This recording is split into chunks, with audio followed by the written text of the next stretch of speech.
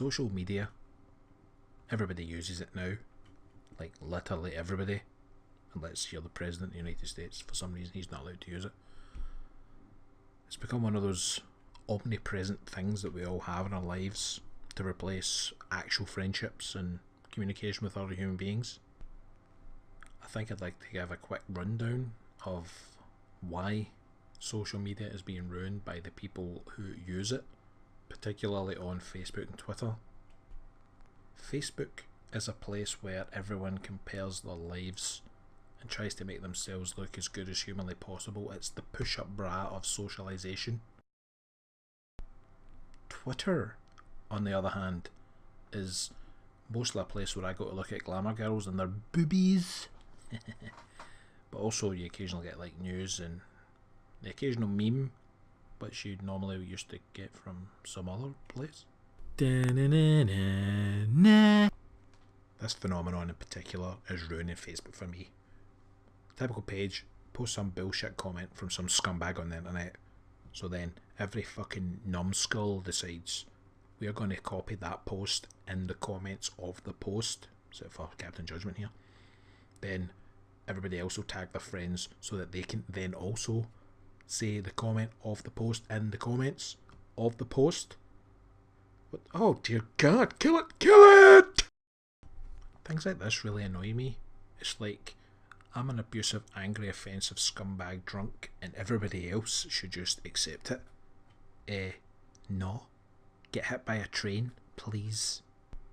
Increasingly, Facebook seems to be lending itself to these pitiable, desperate, whiny, attention-seeking blowhards who need to post passive-aggressive pictures and status updates because they want to tell someone in the friends list that they don't like them.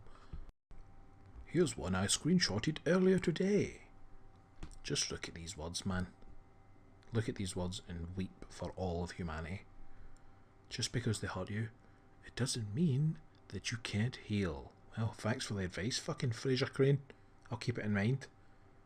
Look at Jonathan Eagles down the bottom here. Sure feels that way though. It sure does, Jonathan. Maybe you should retreat to your safe space and start crying and writing poetry, you complete tit. And speaking of huge sopping tits covered in soapy bubbles, we have nonsense like Lad Bible. You know, I don't know if anybody remembers, but lads were people from the 90s. Absolute douchebags who always wore the exact same type of boots and the exact same type of short sleeve t-shirt to go nights out and harass women and surround people in bars and shout and scream and piss themselves, smash bus stops. It was not a good career choice, brah. Look at the date on this one. Can you believe how many times this fucking bullshit has been copy and pasted? You're selling potatoes? Why? That was never funny the first time, man. I genuinely hope this guy stubs every single toe and every single finger at the same time and his mum and dad have to help him wipe his ass. I guarantee every person listening to this right now has at least one female friend who posts self-pitying, depressing, attention-seeking, dick-smell shite like this. Anti-acid. If you've been on the internet, you've seen this. Oh, that's disgusting.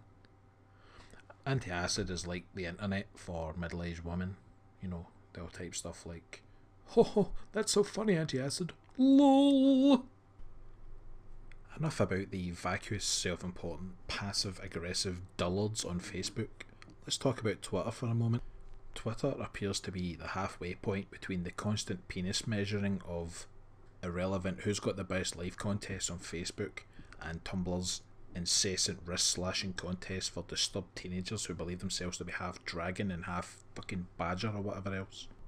I'm going to use professional glamour model Emma Glover as an example of some of the things that really annoy me about Twitter and the people that use it. Now, like I said, I definitely enjoy looking at sexy women, but you may notice that some of the people who post comments on glamour model pictures are, to be polite, rapey motherfuckers. This is professional cocktease Abigail Ratchford. As you can see, she is extremely attractive, if completely 100% fake. And as you look at these comments that I've copied from Twitter, you can see that there's something specifically about Twitter that causes people to be obsessive, creepy weirdos when they're talking about attractive women. I mean, just look at these guys, man. Look at these fucking guys, man. Piece of art. Yeah, well done there, genius. That's definitely way into her pants. These people sicken me, man. I mean, we've all done desperate things for women, but damn, son. I mean, what was the end goal there, hero? Was she going to jump on a plane and fly all the way to your hut in your village and be like, "You're the man for me"? Come on, man.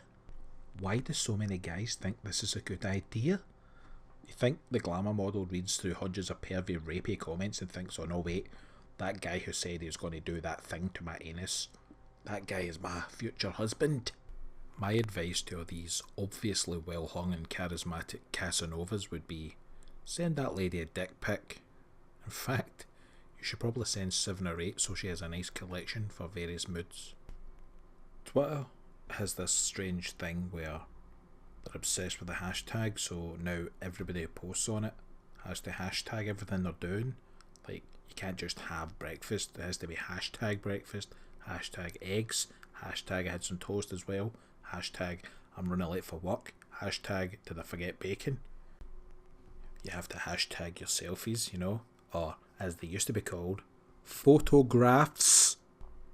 It's a wonderful platform if you're the kind of annoying, vapid, self-righteous millennial maggot who wants everybody to know how much of a great person you are without actually having to do any real work to alleviate a real world problem.